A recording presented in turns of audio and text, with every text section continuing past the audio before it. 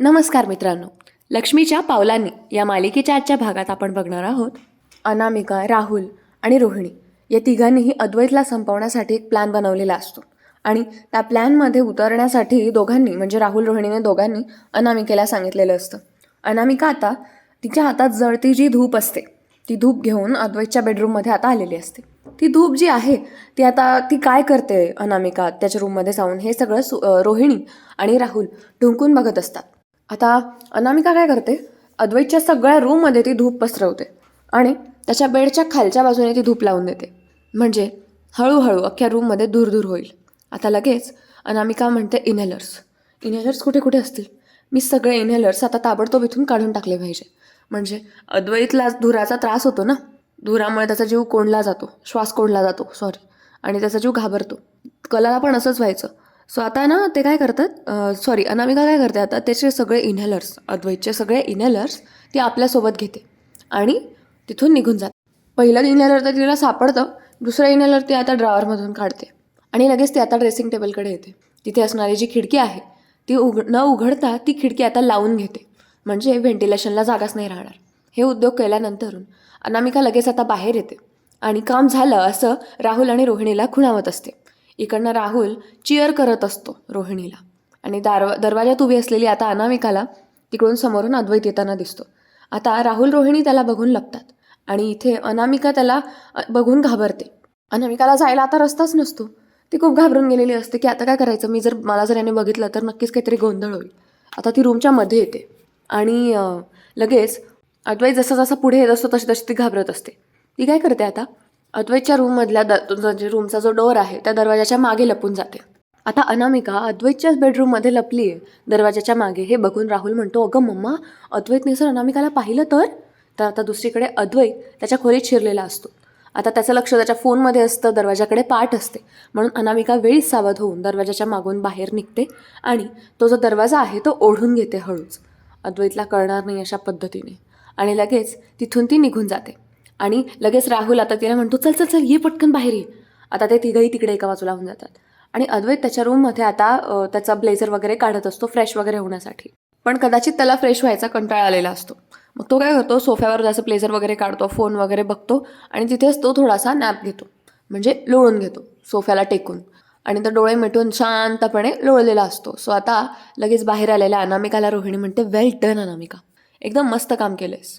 आता अनामिका म्हणते, खेळी खेळायला मला सुद्धा जाम मज्जा येते. आता इथला खेळ खल्लास. कोणाला तरी संपवायला फक्त आगच नाही, धूरही कामी येऊ शकतो किंवा धूरसुद्धा पुरेसा आहे, असं ती त्या दोघांकडे बघून म्हणत असते. आता लगेच तितक्यात ही येत असते.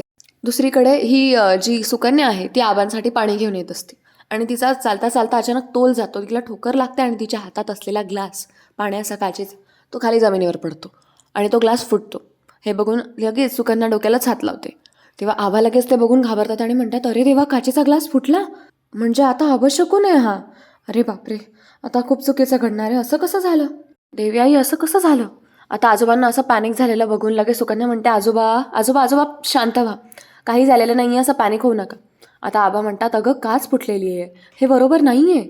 आता लगेच सुकन्या म्हणते, एक मिनिट. सुकन्या आता तिथे पडलेली काचं उचलू लागते, सगळे काचं ती उचलते व्यवस्थित आणि आबांचा जीवाची घालमेल सुरू असते की काहीतरी नको व्हायला आता गोंधळ, काच फुटली वगैरे. आता आबांना असं घाबरलेलं बघून लगेच सुकन्या म्हणते, बघा सगळं साफ केलं आहे मी. ते काच वगैरे फेकून देते सुकन्या आणि लगेच आता आबांना सांगायला येते की बघा काच सगळे फेकले मी आणि अपशकून झालाही असेल तर तो मी आता साफ करून टाकलाय, हो की नाही, द्या टाळी. आता आबा लगेच त्यांचे हात थरथर करत असतात. ते तिला टाळी द्यायला हात वरती करत असतात, पण थरथरल्यामुळे तिला टाळीच देता येत नसते त्यांना, आबांना. मग आता हे सुकन्याच्या जेव्हा लक्षात येतं तेव्हा सुकन्या आबांचा हात घेते आणि आपल्या हातावर ठेवते आणि हसू लागते. लगेच आता आबांना सुकन्या म्हणते, आजोबा मी ना फडकं शोधत होते लादी साफ करायचं, पण ना मला दिसतच नाही आहे ते किचनमध्ये. आता आबा म्हणतात, अगं ते सगळं वरती टेरेसवर असतं. तेव्हा लगेच सुकन्या म्हणते, ठीक आहे मी आलेच. आता आबा म्हणतात, या मुलीच्या येण्याने सगळी अरिष्ट टळतील असं का वाटतंय मला.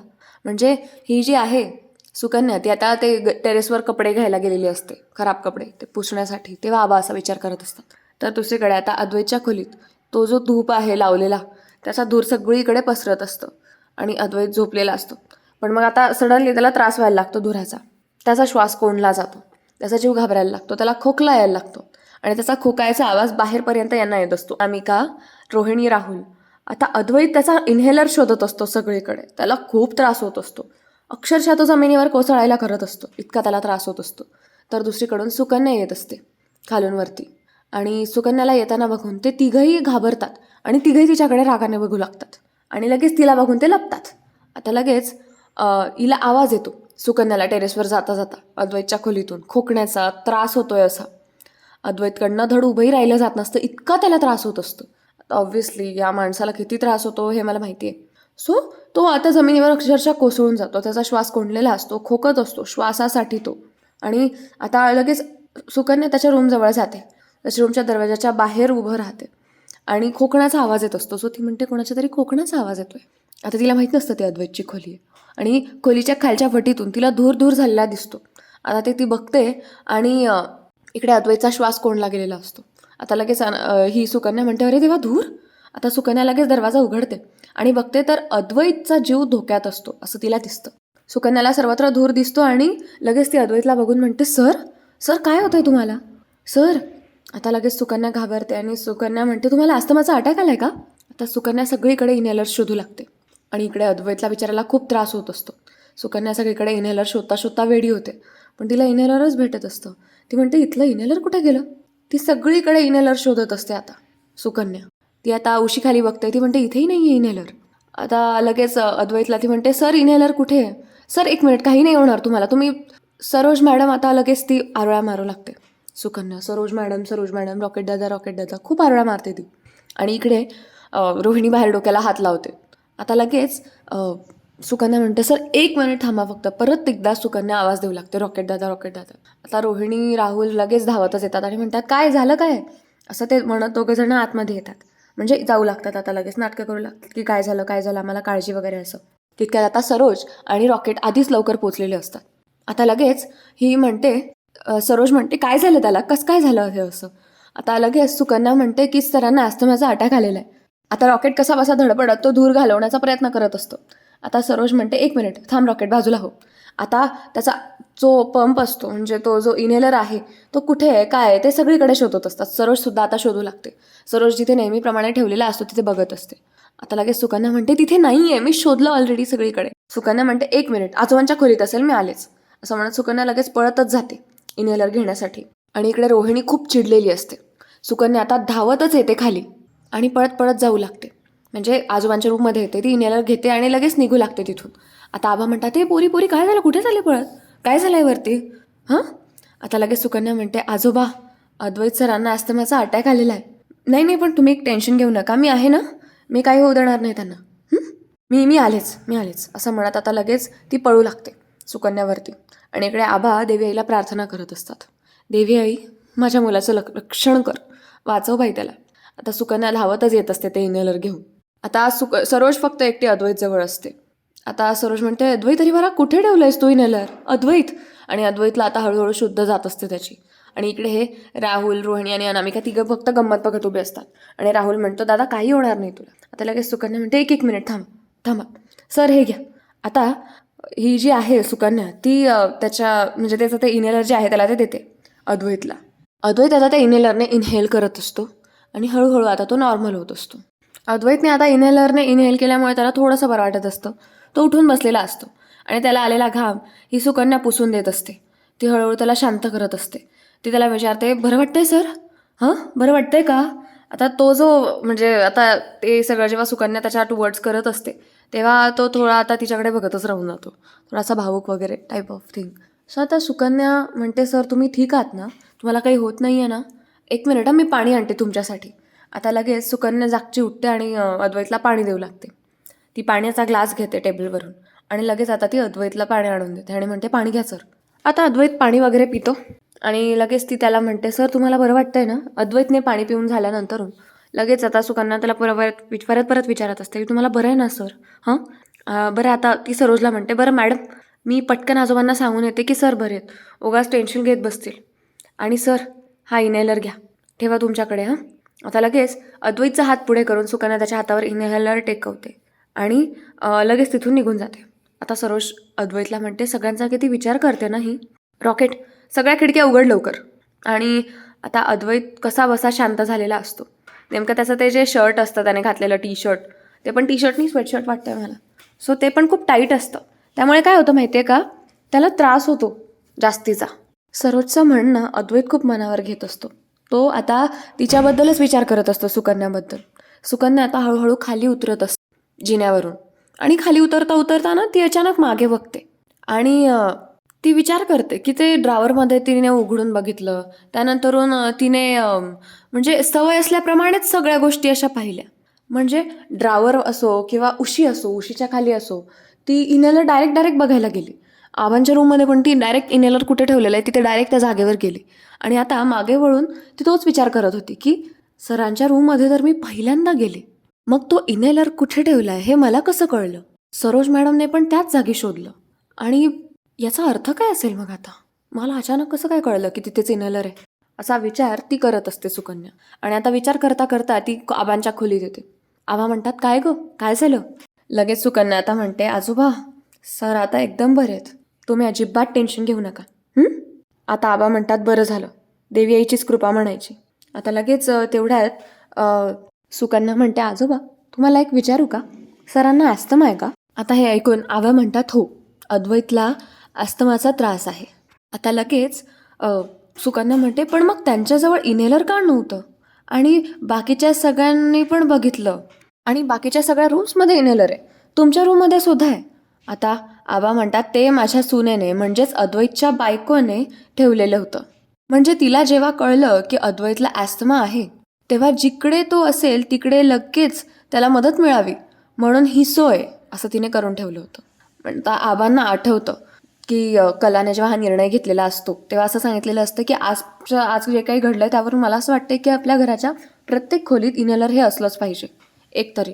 आता आबांना तो निर्णय आठवतो. आता लगेच सुकन्या म्हणते, खरंच किती छान असतील ना त्या, पण मग ॲक्सिडेंट कसा काय झाला. आबा म्हणतात, आजपासून बरोबर 6 महिन्यांपूर्वीची गोष्ट आहे. आता आबा सगळी हकीकत सुकन्याला सांगत असते की कला पहिले बेपत्ता झाली होती, आम्ही सगळे खूप घाबरलेलो होतो की कला कुठे आहे वगैरे. आणि अद्वैतचा मग जेव्हा कलाचा ॲक्सिडेंट झाला तेव्हा फोन आलेला होता की कलेचा ॲक्सिडेंट झाला आहे, तुम्ही सगळ्यांनी हॉस्पिटलमध्ये लगेच या. आता आबा म्हणतात की त्यांचं लग्न होणार होतं, म्हणजे तुळशीच्या लग्नानंतरून 3ऱ्या दिवशी त्यांचा विवाह सोहळा होता. ते पुन्हा लग्न करणार होते, पण आनंदाला लगेच दृष्टी लागते म्हणतात ना. सुखाचा क्षण दुःखात बदलला. आता सुकन्या सुद्धा आता मनोमन म्हणते की त्यावेळी तर मला सुद्धा हॉस्पिटलमध्ये नेलेलं होतं, त्यावेळी मला चक्कर आली होती ॲक्सिडेंट बघून. म्हणजे आता सुकन्याला या सगळ्या गोष्टी आठवतात आणि ती मनोमन हे सगळं स्वतःशीच बोलत असते.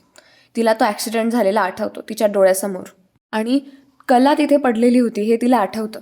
आता लगेच सुकन्या विचारात पडते. सुकन्या म्हणते, आजोबा हा ॲक्सिडेंट कधी झाला म्हणालात तुम्ही, आणि त्यांना हॉस्पिटलमध्ये कोण घेऊन गेलं होतं. तेव्हा आबा पुढे काही बोलतील तेवढ्यात अद्वैत तिकडे येतो. लगेच सुकन्या अद्वैतला म्हणते, सर तुम्ही इथे काय करताय, तुम्हाला आता त्रास झाला होता ना, तुम्ही वर आराम करायला हवा होता, का आलात तुम्ही खाली. आता अद्वैत म्हणतो, नाही मी ठीक आहे, थँक्स.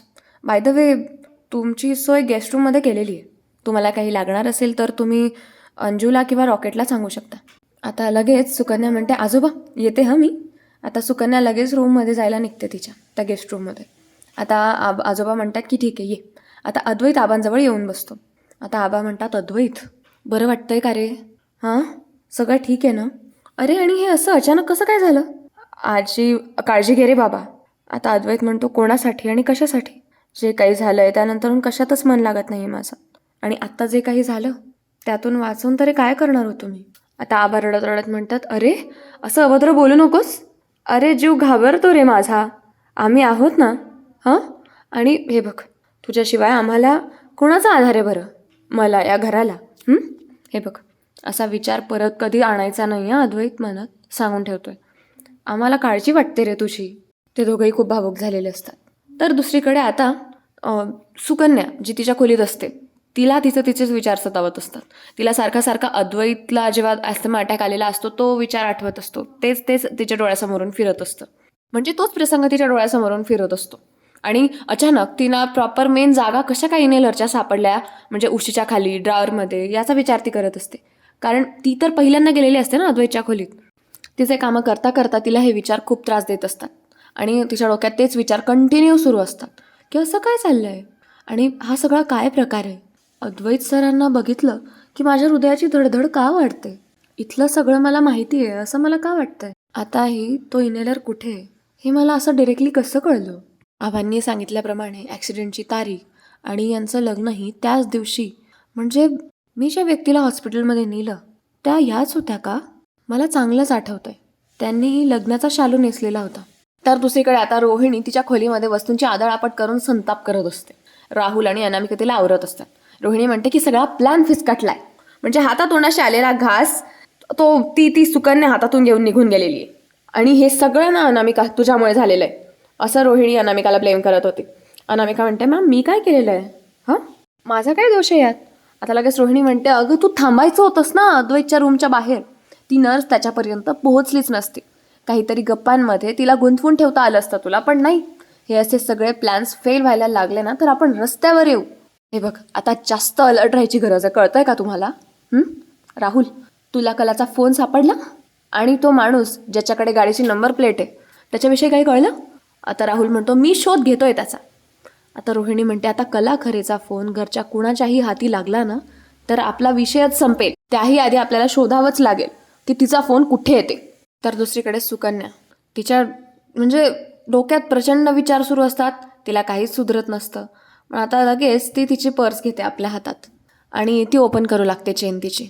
कदाचित तो फोन सुकन्याकडे आहे असा माझा अंदाज आहे, असं मला वाटतं. सुकन्याचा आता तेच विचार सुरू असतात डोक्यात. आणि आता नंतरून दुसरीकडे इकडे चांदेकरांच्या घरी दुसऱ्या दिवशी सकाळी सकाळी काहीतरी प्रोग्राम असतो आणि सोहम ते फोटो काढत असतो. आजोबा म्हणतात पटपट करा रे, आरती करून घ्यायची आहे ना, म्हणजे दत्त जयंतीचा प्रोग्राम असावा असं मला वाटतं.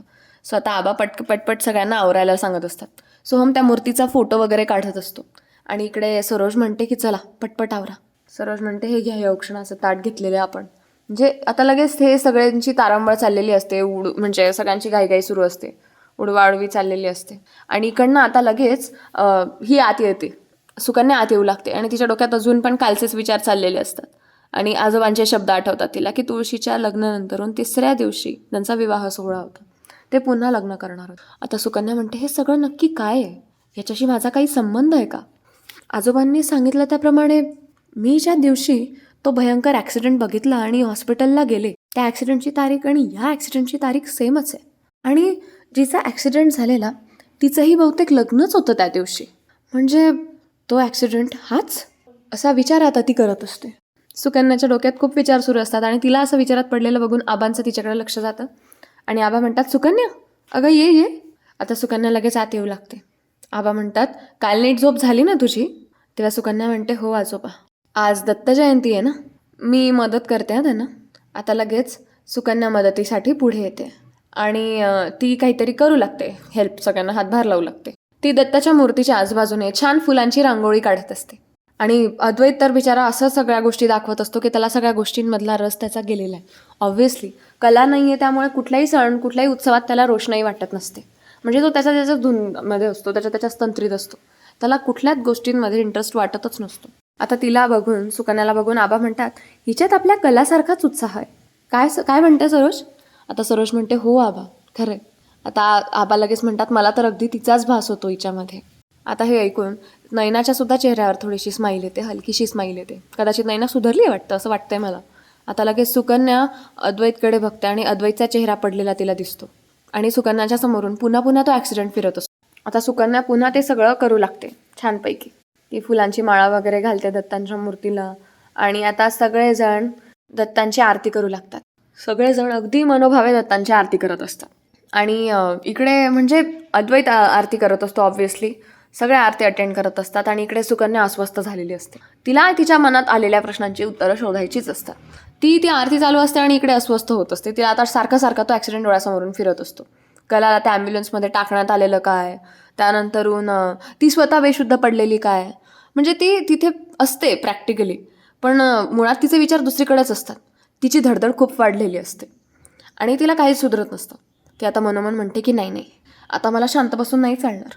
त्या दिवशी झालेल्या त्या ॲक्सिडेंटचा कलाशी काय संबंध आहे हे मला शोधून काढायलाच हवं.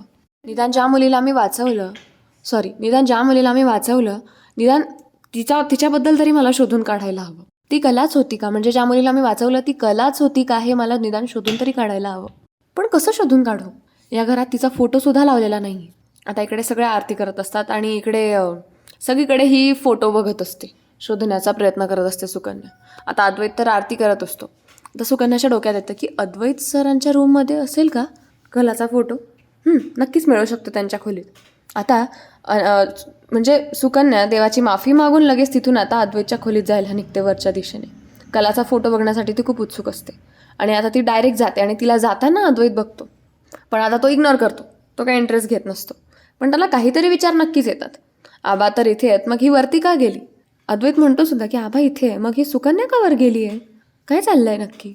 आता सुकन्या पुढील भागात आपल्याला बघायला मिळणार आहे की सुकन्या अद्वैतच्या खोलीत जाऊन पोहोचलेली आहे आणि काहीतरी कबडमध्ये शोधाशोध करते. तर आता ना सुकन्या त्याच्या खोलीत खूप शोधाशोध करते, कपाटात वगैरे बघते आणि शेवटी ना कपाट उघडल्यानंतर तिला सगळ्यात खालच्या बाजूला एक पेटी दिसते ज्यामध्ये कलाच्या सगळ्या आठवणी तिला दिसतात, साड्या वगैरे, कलाने लिहिलेलं अद्वैतला शेवटचं पत्र आणि ते ती वाचते. त्यानंतर आणखीन काय काय आहे ते ती सगळं बघू लागते. आता त्यामध्ये अद्वैत आणि कलाच्या फोटोची फ्रेम तिला दिसते आणि तिथे बघते आणि तिला म्हणजे कन्फर्मेशन मिळून जातं की आपण ज्या मुलीला हॉस्पिटलमध्ये नेलेलं होतं ती कलाच होती. सो तिथे बघते आणि म्हणते कला. आता त्या मुलीला बघून ती खूप इमोशनल झालेली असते आणि तिकडून लगेच अद्वैत येतो. अद्वैत म्हणतो माझ्या गोष्टींना हात लावायची तुझी हिंमत कशी झाली? आता लगेच सुकन्या म्हणते की सर ते मी. आता लगेच अद्वैत मोठ्याने ओरडतो आणि म्हणतो का आलात तुम्ही इथे? आता अद्वैत जोरात ओरडल्याने त्याला खूप त्रास व्हायला लागतो आणि काय माहिती कसला त्रास होतो त्याला, तो पॅनिक होऊन जातो. आता हळूच सुकन्या त्याला म्हणते की सर तुम्ही बसा. सुकन्या त्याला पाणी वगैरे देते, त्याची काळजी घेते. सुकन्या म्हणते सर तुम्ही प्लीज शांत व्हा, मी ठेवते, आय एम सॉरी वगैरे ती म्हणते. आणि नंतरून ना ती त्याला विचारू लागते की हा फोटो तुमच्या वाईफचा आहे का, कलाचा आहे का? तेव्हा म्हणजे लगेच ती सुकन्या विचारते की मला सांगा हा कलाचा फोटो आहे का? तेव्हा लगेच अद्वैत म्हणतो it's none of your business. Sukanya म्हणते त्या दिवशी ॲक्सिडेंट झाला तेव्हा मीच यांना हॉस्पिटलमध्ये घेऊन गेले होते. आता अद्वैत तिच्याकडे बघतो आणि तो म्हणतो काय? म्हणजे तो खूप मोठ्या शॉकमध्ये पडतो. हे सगळं ऐकून हा खूप मोठा शॉकर असतो त्याच्यासाठी. पण बरं झालं ही सुकन्या सांगते त्याला, कसा ट्रीट करत असतो तो तिला. सो तो खूप असा चिडून गेल्यामुळे तर एकदम पॅनिक झालेला असतो. तो खाली बसतो, ते त्याला पाणी वगैरे देते आणि नंतर हा सगळा हळूच विषय काढते. आणि तिला काय सापडतं की सुकन्याच होती ती जिने कलाला वाचवण्याचा प्रयत्न केला होता, पण कला वाचू शकली नव्हती. मनात सुकन्याबद्दल विशेष आदर निर्माण झालेला असतो आणि तो आता तिच्याकडे अगदी केविलवाण्या नजरेने बघत असतो. तुम्हाला काय वाटतं मित्रांनो? तुम्हाला काय वाटतं की तो आता तिला ॲक्सेप्ट करून घेईल का? पण मग तो डॉक्टरांना त्यावेळेसच म्हणालेला होता की ज्या पण कोणामध्ये कलाचं हृदय जाईल त्या व्यक्तीला आमच्या समोर येऊ देऊ नका, कारण त्या व्यक्तीचा आम्ही खूप तिरस्कार करणार आहे. मग आता अद्वैत तिचा तिरस्कार करेल का ज्या दिवशी त्याला कळेल की कलाचं हृदय हे सुकन्याच्या आत टाकण्यात आलेलं आहे? कारण तो असं समजतो की कलाच्या हृदयावर फक्त त्याचा हक्क आहे, इतर कोणाचाही नाही, कुटुंबियांचा सुद्धा नाही. मग आता सध्याचं तर एवढंच कळलंय की सुकन्याने तिला वाचवण्याचा प्रयत्न केला होता, तर त्याच्या मनात तिच्याबद्दल काहीतरी स्थान निर्माण झालंय. पण ज्या दिवशी हे कळेल की तिच्यात कलाचं हृदय, त्या दिवशी अद्वैत काय रिॲक्ट करेल? मला तुमची उत्तरं कमेंट्समध्ये हवी. आणि त्याचबरोबरीने तुम्हाला आजचा भाग कसा वाटला हे सुद्धा कमेंट्समध्ये सांगा. चॅनलला सबस्क्राईब करा आणि व्हिडिओला लाईक करा. आता बघूया आपल्या नेहमीचा भाग कमेंट सेक्शनमध्ये. बघूयात प्रेक्षकांनी काय काय कमेंट्स दिलेले. त्यातून पहिली कमेंट आहे पूजा कांब. ओके. मीनाक्षी शेट्टी. ओके. संतोष कुंभार, ऋतिका घेवडे, मंगल शिंदे, मानसी माळेकर, सुरेखा आव्हाड, त्यानंतर आहे ऋतिका घेवडे, स्मिता देवरे, त्यानंतर ओप्पो F21s5G. ओके, ही एक ID आहे, त्यावरून खूप साऱ्या कमेंट्स आलेल्या आहेत. आणि संगीता मराठे, त्यांनी 2 कमेंट्स केलेल्या आहेत. आणि आणखीन आहेत प्रतिभा बराटे, अंजली खरात. म्हणजे त्या म्हणतात की सुकन्या वाचवणार अद्वैतचा जीव, कारण कलाचं हृदय सुकन्याकडे आहे आणि हे तिघं कपटी जेलमध्ये कधी जाणार. आता ते तिघं कपटी जेलमध्ये कधी जाणार हे तर मला माहीत नाही, पण तुम्ही तो अंदाज लावलेला होता की सुकन्या वाचवेल अद्वैतला कारण तिच्यात कलाचं हृदय आहे, हे मात्र खरंच निघालं. तुमचा अंदाज अगदी खरा निघाला. सुकन्यानेच वाचवलं. शिवाय कलाचं तिच्यात हृदय आहे याने तिला जास्त विशेष वाटलं. का माहिती आहे का? कारण म्हणजे ही गोष्ट जास्त विशेष घडली कारण सुकन्याचं काय झालं माहिती आहे का? जेव्हा अद्वैतला पॅनिक अटॅक येत होता तेव्हा त्या धूरमुळे अस्थमा अटॅक जेव्हा त्याला येत होता तेव्हा इनहेलर्स कुठे कुठे ठेवले याचा अंदाज साधा अंदाजही तिला नव्हता सुकन्याला, कारण ती पहिल्यांदा अद्वैतच्या खोलीत गेलेली होती. पण तरीसुद्धा तिचे हात आपोआप त्या उशीच्या खाली शोधेल किंवा ड्रायव्हरमध्ये शोधेल तिकडे गेले. आणि हे सगळं कलाचं हृदय तिच्यामध्ये आहे म्हणूनच शक्य झालं. सो तुमचा अंदाज अगदी बरोबर निघाला. चला तर मग मित्रांनो, वेळ झाली आता थांबण्याची. आजच्या व्हिडिओबद्दलची सुद्धा मतं तुम्ही कमेंट्समध्ये सांगायला विसरू नका. आणि पुढे काय घडू शकतं याचा सुद्धा अंदाज तर्कवितर्क तुम्ही लावण्याचा प्रयत्न करा. भेटूया पुढच्या व्हिडिओमध्ये लवकरच. तोपर्यंत धन्यवाद.